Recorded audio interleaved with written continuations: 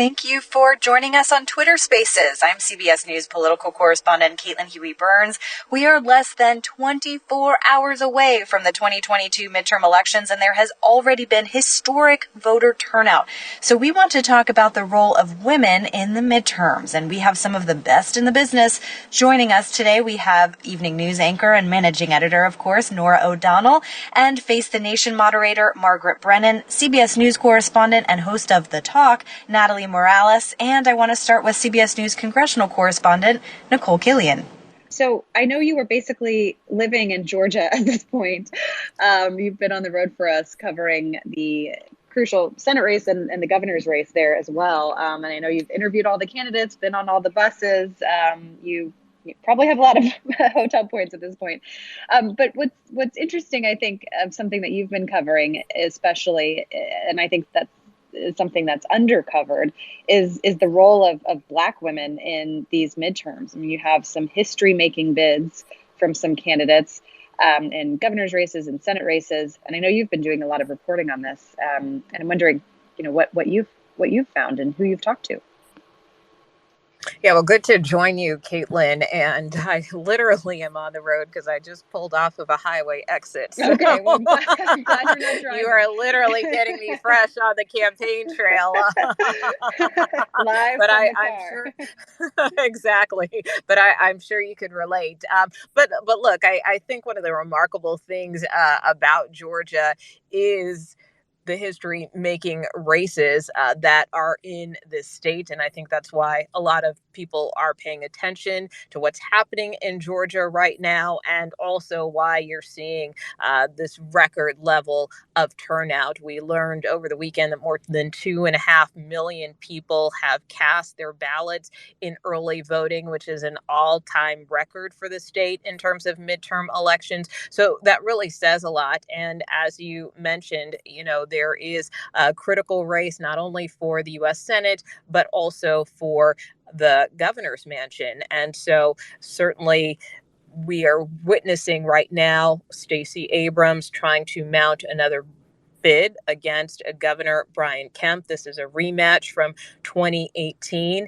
And while the governor has maintained an edge over Stacey Abrams in the polls, she and her team remain determined in their bid. And if she is able to unseat the governor, she would become the first Black woman in U.S. history to be a governor. And that is quite significant. When I first learned about that statistic, I really had to do a double take, because you look at the fact that we have someone like Vice President Kamala Harris, who was the first woman vice president, first woman of color to become vice president. You look at former President Barack Obama, first African-American president. And so even with all of this precedent on the presidential level, and even in Congress, we have yet to see a Black woman in an executive role in any state in this country. And so that's why this race matters, win or lose. You have a number of African-American women who have mounted bids for the governorship. Right now, one of the last women standing, in addition to Stacey Abrams, is Deidre DeGear in Iowa, who is running against Kim Reynolds. And so this really is about, for these women in particular, I think, trying to lay the groundwork and lay a path for other women potentially to come behind them, whether or not they are successful in their own bids tomorrow night. Yeah, Nicole, that's fascinating, especially what you said about, 2 years ago, Kamala Harris being, obviously came into the vice presidency, but then you look at the Senate and there isn't that representation. So it was really interesting to watch those races, that North Carolina race in particular. Nicole, I think another interesting thing about Georgia is, we're covering these races with the backdrop of the Supreme Court decision on Dobbs and what it means in terms of motivating voters. But Georgia, hits differently because of these allegations against Herschel Walker. And I know you've been at so many different events of his, and you've covered his campaign very thoroughly. And I'm wondering if that's had an impact on voters that you talk to. I'm curious kind of how they have been assessing the news of that and the reports, and whether they believe this is an issue that they're voting on. And also, I know you've been covering a lot of Warnock events too. I'm wondering if it comes up. Well, I would note two things. I would note broadly speaking, and I think that this also speaks to the reporting that you have and that we've seen across the country, is that this issue of abortion rights has really galvanized women in particular, whether you look at states like Kansas, whether you look at New York State, for instance. But here in Georgia, it does play a little differently from the standpoint of the state does have fetal heartbeat law in effect, which bans abortions at 6 weeks. And so it is a concern just about every time, in particular, when you speak to Democratic women, more specifically, who are concerned about their rights going forward, not only in their own state, but also on a national level. And so time and again, when we do talk to voters and ask them what is driving them to the polls, what is the number one issue for them, by and large, many female voters have told us this issue of abortion rights and reproductive rights are essential. And that's why they're supporting the Democratic ticket, because they want those rights restored. On the flip side, in terms of Republican women, what's interesting when you do look at a candidate like Senate nominee Herschel Walker, a political newcomer, former football star, Heisman Trophy winner in the state, he has had to battle a lot of different headlines throughout the course of his candidacy, most notably and most recently, these allegations that he paid for the abortions of two women, one of whom did come forward publicly on camera, another who spoke to a number of media outlets. And Herschel Walker has continued to deny these stories, although in the case of one woman, he did come out and say that, he was involved with this woman and that he did, in fact, write her a check. He just didn't know what it was used for. But that being said, when you talk to women at his rallies, many of them are willing to look away from this. They either think that this is just a hit job by Democrats trying to sully Walker's record, or they look at it from the vantage point of they feel that, everyone makes mistakes in their lives. And so, they are willing to look past his faults because no one is perfect. And at the end of the day, it is about supporting the Republican ticket and Republican values. And that's whether you talk to women who support Herschel Walker, or in many cases, men who support Herschel Walker. Of course, some would say there's some hypocrisy in his viewpoint because he has been very clear that he is against abortion, and his position has shifted on this quite a bit, quite frankly, because over the summer he was asked several times if he supports a national abortion ban, and his response was that he did, without exceptions. And he has since shifted, most recently in the debate that occurred between Walker and Senator Warnock back in October, where he says that he now supports Georgia's law, which does allow for some exceptions. So his position has shifted a little bit. How that will play and resonate with those who have not yet voted, I think, remains to be seen. But it is certainly something that has galvanized. Well, I don't want to say galvanized. It's probably not the right word, but it certainly has been a big talker, if you will, on the trail. Hi, Nicole. Hi, Caitlin. It's Nora O'Donnell here joining in your discussion. Hey, all. It's Margaret Brennan. I just joined as well. Hi, Margaret. Yes, we were just... And Natalie Morales, I'm here too. I finally figured out I have to turn the mic on to get onto Twitter Spaces. Well, welcome. And I'm so excited to be talking to all of you here. And then, of course, on election night. And just to pick up on what Nicole was talking about on abortion, Margaret, I know abortion is on the ballot in 5 states. What else will you be watching, Margaret? And Margaret, just press the mic is on I button. did. Natalie gave me the pro tip, and That's what I yet did. I just, Yes. So you're right, Nora. It's directly on the ballot as a standalone issue in 5 states: Vermont, Kentucky, California, Michigan, and Montana in some form. But it's also something Democrats have tried to make a national issue to rally, in particular, women, Democratic women. And I know CBS estimates there'll be about 24% of likely voters. But as you well know, this is a complex issue, and it's not at all clear that it will drive turnout in any way that could make a difference for Democrats on a national scale, because as we're seeing, the pressure from inflation and the economy are really kind of a headwind that's hurting them right now. But we're also seeing, it's local. In some states, like the state of Nevada, abortion is guaranteed up until 24 weeks, after which case there are restrictions based on the health of the mother. You could get a late-term abortion.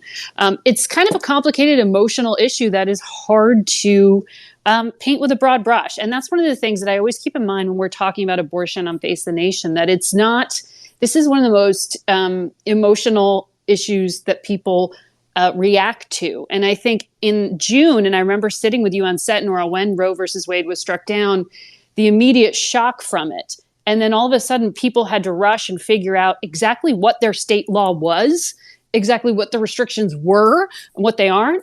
And in some places like Nevada, maybe some of these women are realizing, oh, that's guaranteed. You know what's not? The price of gas. And I'm really animated by that. So there's these interesting dynamics because, as we all know, women are not a monolithic group.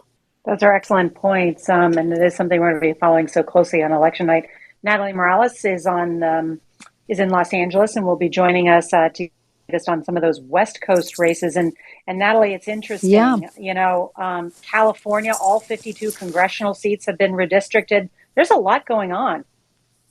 Yeah, there's a lot going on, and people don't typically think of California as, obviously it's such a blue state. You don't think that, oh, well, this could be a key state that could be very decisive when it comes to who may have the balance of power in the House. But we may not know tomorrow night. There are 4 seats that are likely toss-ups from the Central Valley to Orange County. So these are seats that we're going to be watching. We may not know the results tomorrow night until, Wednesday morning. And that question of who will be in control when it comes to the House, that may be something that may take some time until those votes are all counted. But we also talked about, the power of women in this election. Some of the key races that I'm watching here on the West Coast as well feature women prominently.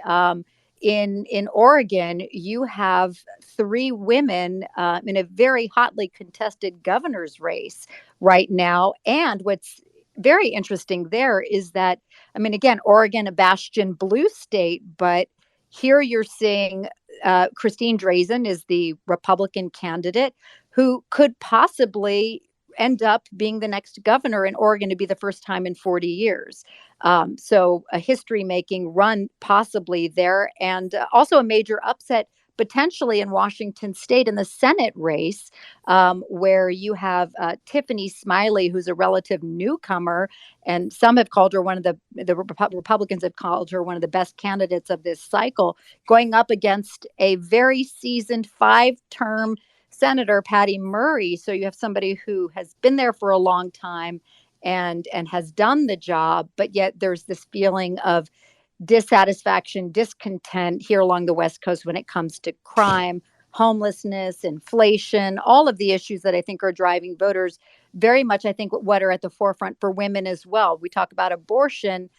California, as you mentioned, one of the 5 states that has abortion Proposition 1, where they would hope to codify abortion if it passes. But, other big issues here are those issues that I think are in a lot of big cities and states, which are, look at our urban areas, like in New York, what we're dealing with crime and homelessness. And there is this sense of, how much momentum will there be towards, Republican candidates versus the Democratic candidates. Yeah, I mean, it's interesting, Natalie, just as you said, I mean, we're going to be covering this and we'll be on the air, and there's a lot of races in the West. I mean, we'll get a sense whether this is a Republican ripple or a tsunami based on some of those Yeah. races in the West. And then you mentioned Washington State. This is one that Republicans say this is going to be their bonus. You know, they think it's going to be their bonus. I can remember covering Senator Patty Murray, elected in 1992, part of the Year of the Woman. She was known as the mom in tennis shoes. And now she's running against a political neophyte, Jennifer Smiley, who's got a bus that says there's a new mom in town. I mean, her husband injured a veteran who she has taken care of as a nurse and advocated on behalf of. Just really, really interesting races. So I'm glad you're going to be joining us as well, Natalie. I want to touch base back again with Margaret Brennan because, Margaret, one of the things you've been talking about too is parents and suburban women. What have you seen in the last couple of weeks about how their vote may be moving? Well, you know, Nora, I think this is one of the things that we see in our pressured parents category, and that's how at CBS News we're referring to them. And they're about 13%, according to our Anthony Salvanto's brilliant analysis. They're 13% of likely voters. In this category, I basically put all the trauma all of us lived through for the past 3 years through COVID and in this pandemic haze. And all of it goes to the educational declines that we have seen that are measurable now, that even the Biden administration calls appalling. You look at all the difficulties with mental health, all the things. And the assumption here is who is the main caregiver? Typically still, even these days, it is the woman. And for Republicans, if you look at the state of Virginia, for example, where Glenn Youngkin rode that powerful message of parental rights to a victory in the state of Virginia, he really was a message to the rest of the Republican Party that this was a live nerve and potentially could really help Republicans. And you've seen this embraced in this campaign trail, on the campaign trail. Democrats haven't messaged as much around education. And in some ways, perhaps it was a lost opportunity. Terry McAuliffe, who lost to Glenn Youngkin, would tell you he misread the politics of the moment. So this is one of the things on the minds of parents. Yeah, can I ask you about that? Because as you said, Republicans have perhaps been skillful about messaging to address some of these concerns. And Kevin McCarthy, who hopes to be the next Speaker of the House, has outlined his commitment to America. And one of them is a Parents' Bill of Rights. And he's talking about recovering lost learning from COVID to ensure only women can play in women's sports, expanding parental choice. What does that mean? Well, exactly, because if you're actually talking about measuring and making up for lost time in the classroom, for example, if you blame this all on remote learning in certain school districts, and this varied around the country, how long kids were out of the classroom, then that parental bill of rights should include some kind of analysis on how to help your kid regain lost ground. Instead, a lot of the culture war issues here are framed around the classroom. It comes down to how gender issues are taught, that you just referred to, race in the state of Virginia, the critical race theory, which is taught at the academic level of a university and not for small children. That was really weaponized. And so there is just this sense, in my understanding of it, that there is this disoriented feeling among many Americans. There is this feeling of lack of control. And we've seen that in our polling. 79% of Americans say they feel the country is out of control. And how do you control it?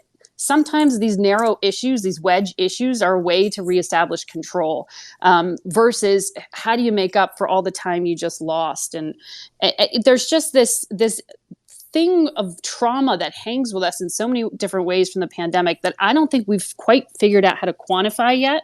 And these parental rights, lack of control and then reasserting your rights. There's something there in terms of the psyche of where a lot of Americans are, or certainly a lot of American women. Wow, Margaret, you said that really well. I know everybody's out on the campaign trail and has got interviews set up. So I just want to thank everybody for joining us. Caitlin Hewing-Burns, Nicole Killian, Margaret Brennan, Natalie Morales. Thank you all, and we look forward to seeing you. Caitlin Hewing-Burns, we look forward to seeing all of you on CBS, starting with the CBS Evening News at 6:30 p.m. and then at 8 p.m. Eastern Time, 5 o'clock Pacific. Thank you. Thanks. Great to be with you. Thank you.